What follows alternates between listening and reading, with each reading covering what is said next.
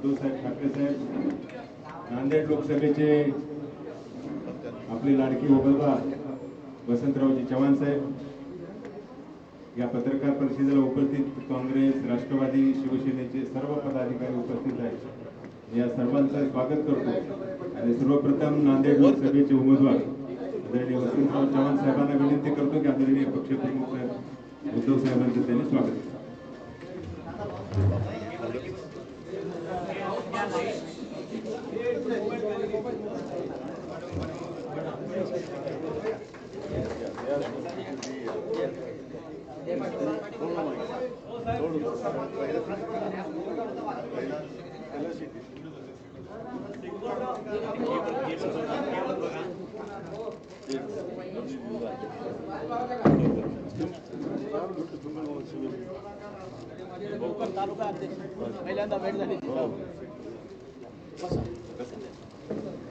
आदरणीय पक्षप्रमुख उद्धव साहेब ठाकरे साहेबांना विनंती करतो की आजच्या पत्रकार परिषदेला त्यांनी संबोधित करावे।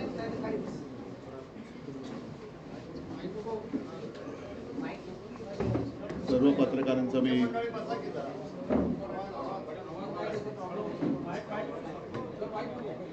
माईक नको, अरे जरा जरा तुम्ही शांत बसा, नाही तर ठीक आहे, येतोय आवाज?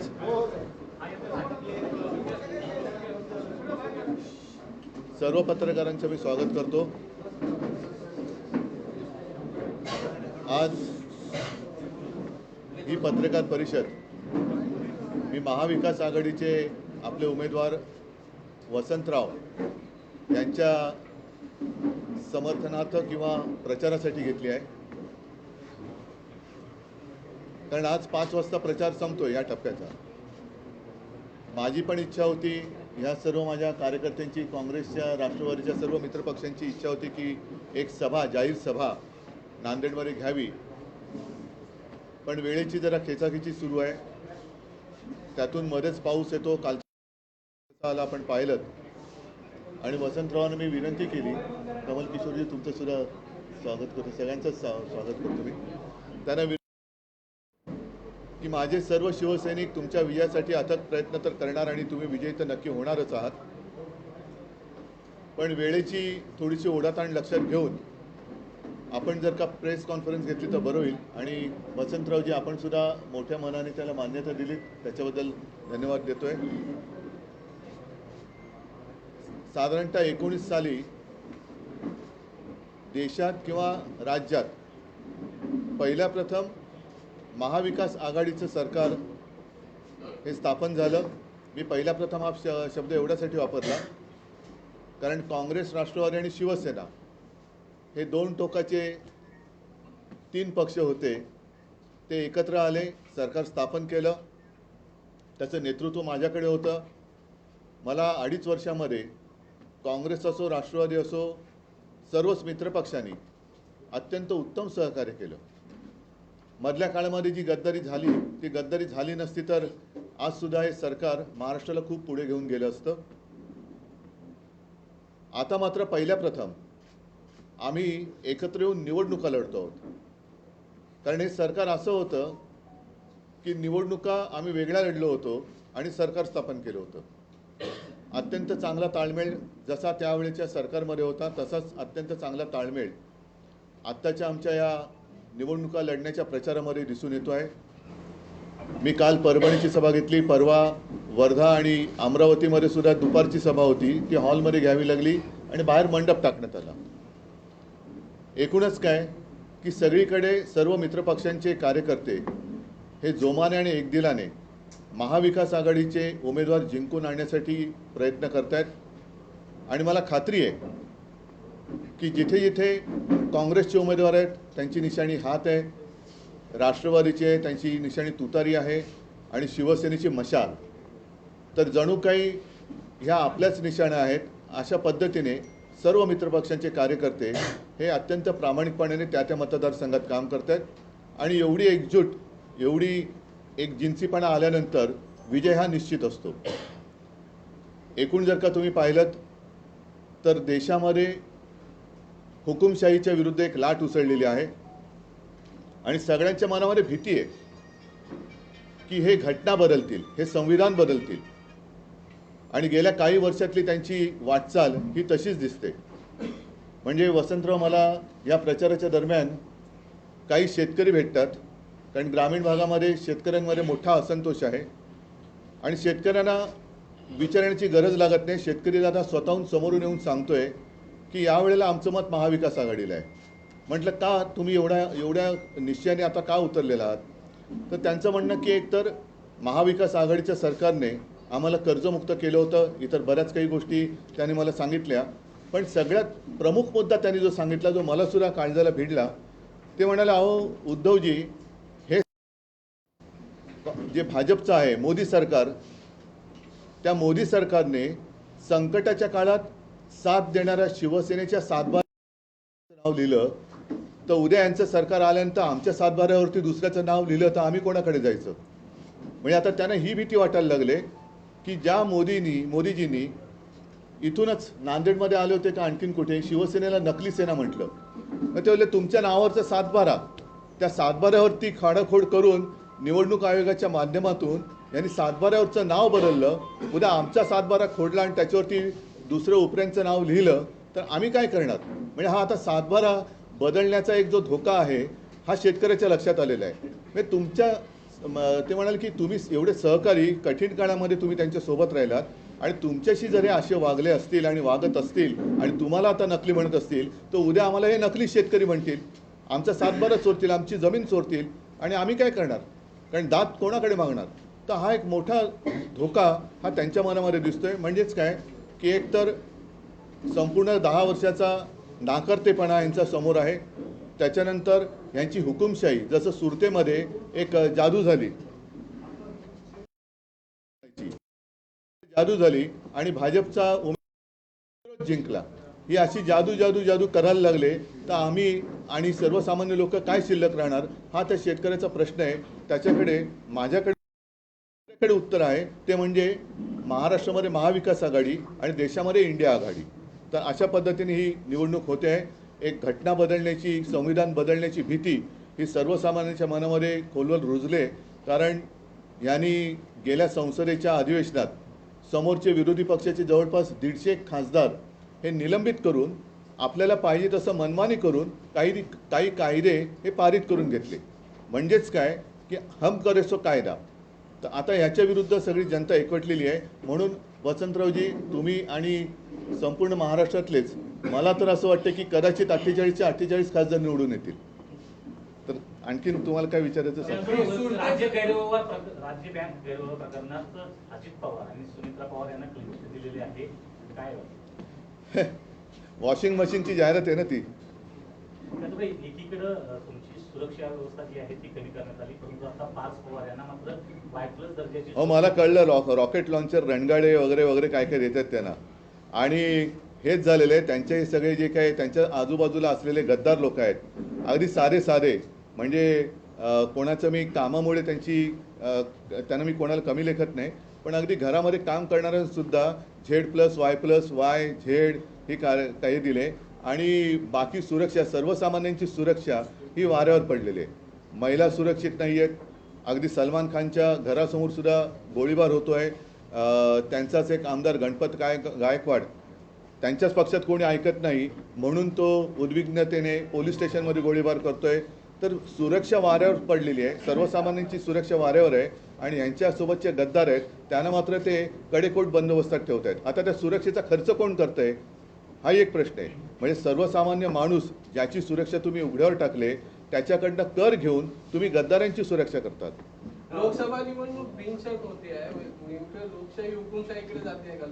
जसं आपण सुरतमध्ये जी परिस्थिती झाली, नक्कीच जाते. आणि सुरत हे काय केंद्र मला कळत नाही. गद्दार पण पहिले सुरत त्यांना सुरक्षित का वाटली? ज्या आमच्या छत्रपती शिवाजी महाराजांनी सुरत लुटली होती ती सुरत महाराष्ट्र का लुटते? महाविकास आघाडी एकत्रित प्रचार करते, मात्र हा का आता चाललंय ना, एक अपवाद आहे तो सांगलीचा. विशाल पाटील, पण तो महाविकास आघाडीचा नाहीये, त्यांनी बंडखोरी केलेली आहे आणि मला वाटतं काँग्रेस त्यांच्यावरती कारवाई करेल. पण नांदेडमध्ये अशोक चव्हाण भाजपामध्ये गेले, त्यानंतर इथं महाविकास आघाडीवरती सूट घेतलं जातं. अशोक चव्हाणांचं भाजपात जाण्याबद्दल तुम्हाला काय वाटतं? त्यांचे ज्येष्ठ सहकारी इकडे बसलेत आणि ते गेल्यानंतर नवीन चेहरे पुढे येत आहेत, जे आत्तापर्यंत त्यांनी वाट ज्यांची आडून ठेवली होती. काही जण जसं आमच्यामध्ये काही सुभेदाऱ्या निर्माण झाल्या होत्या, त्या सुभेदाऱ्या आता या निमित्ताने मोडून पडल्या आणि उलटं अशोकराव तिकडे गेल्यामुळे काँग्रेसला आता नवं चैतन्य प्राप्त झालं आहे. त्याच्याचमुळे वसंतरावांचा विजय हा निश्चित झालेला आहे.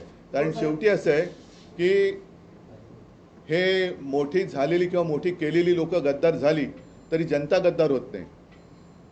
जनता कधीच गद्दार होत नाही. 2014 मध्ये आणि 19 मध्ये नरेंद्र मोदींनी अशी शपथ घेतली होती की आदर्श प्रकरणामध्ये जेवढे आरोपी आहेत त्यांना आम्ही मध्ये घालू. यावरती आपलं काय? अरे माझ्यापेक्षा त्यांचं मत का नाही विचारत?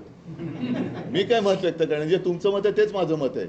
म्हणजे हे खरं आश्चर्य आहे की त्यांनी त्यांच्या क्लिप्स आहेत, आदर्श नावाची सोसायटी निर्माण केली आणि शहीद परिवारांचा अपमान केला, त्यांची फसवणूक केली.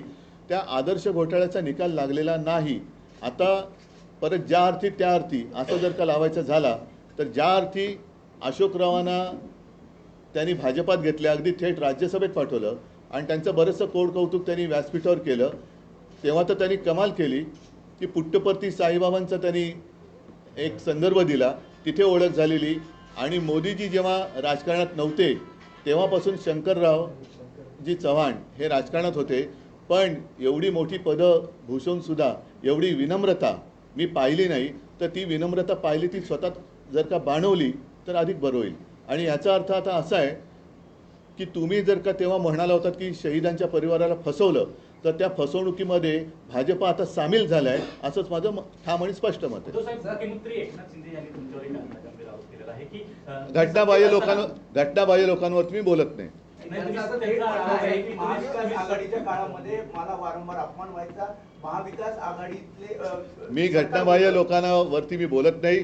त्यांना जसं सकाळी स्क्रिप्ट येतं ते कणून कणून बोलतात आणि कणून असं जे बोलतात ते कणून कणून म्हणजे कुंतत बोलत असतात ते.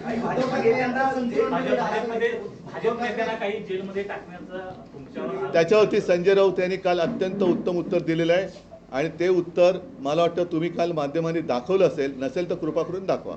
उद्धव ठाकरे यांचे संतुलन बिघडले असे मुख्यमंत्री म्हणाले.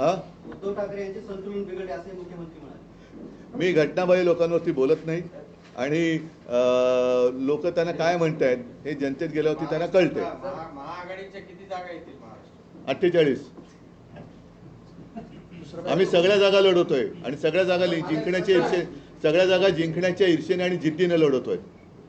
आणि एकूण जो असंतोष लोकांमध्ये पाहिला आणि लोकांच्या मनामध्ये जी भीती, मी पुन्हा सांगतो, शिवसेनेच्या सातबाऱ्यावरती त्यांनी गद्दारांचं नाव लिहिलं, तसंच शेतकऱ्याच्या सातबाऱ्यावरती दुसरं कोणाचंही ते नाव लिहू शकतील, ही भीती आता शेतकऱ्याच्या मनामध्ये भरलेली आहे. एक तर शेतकऱ्याला तुम्ही काही दिलेलं नाही आहात, त्याला हमीभाव देत नाही, त्याला पीक विमा देत नाही, हे सगळे प्रश्न आहेत. पण उद्या आपली जमीन सुद्धा हे लुटतील आणि सातबाऱ्यावरती भलत्याचं कोणाचं नाव लिहितील, ही भीती आता शेतकऱ्याच्या मनात आहे. ठीक आहे. मी परत एकदा ज्या कामासाठी मूळ आलो होतो ते म्हणजे वसंतरावांसाठी, आणि मी तमाम नांदेडकरांना हात जोडून विनंती करतोय की यावेळेला जरा मी आपली माफी मागतो, कारण प्रचाराच्या सभेला मी येऊ शकलो नाही.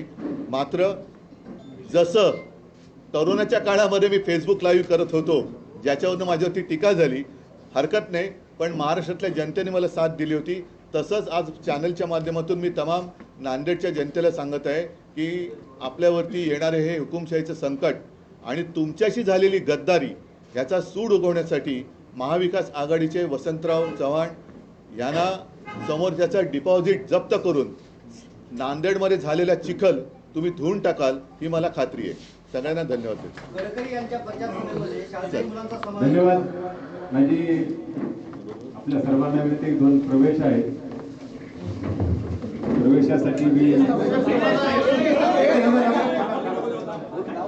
शिवाजी बापू कांबळे माजी खासदार आहेत धाराशिवचे आणि प्रदेश उपाध्यक्ष आहेत भारतीय जनता पार्टीचे. बापूंना विनंती करतो की आपण आदरणीय साहेबांच्या पक्ष प्रवेश करा. त्याचबरोबर प्रदेशचे मुंडे माजी शहराध्यक्ष धाराशिव, भाऊसाहेब कदम माजी सभापती कंदा, सतीश पाटील बाबर जिल्हा अध्यक्ष शेका पक्ष आणि गोविंद ठाकरेकर या आता इकडे करू नका. अरे बाबा मतदानाचे मग खरे. अरे वा आहे माझ्याकडे आहे.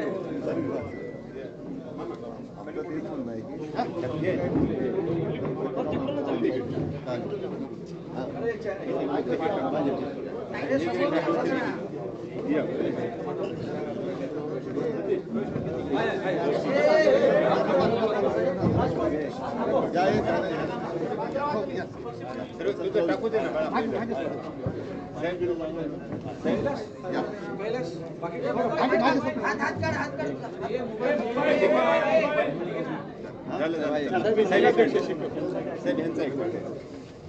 तुम्ही नंतर शिवबंधन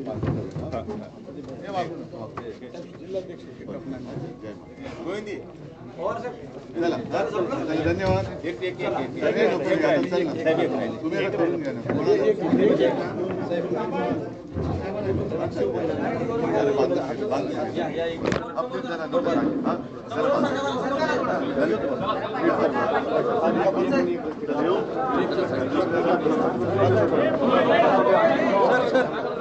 सर्वांना विनंती आहे की आदरणीय पक्षप्रमुख उद्धव साहेबांना जाण्यासाठी रस्ता करून द्या.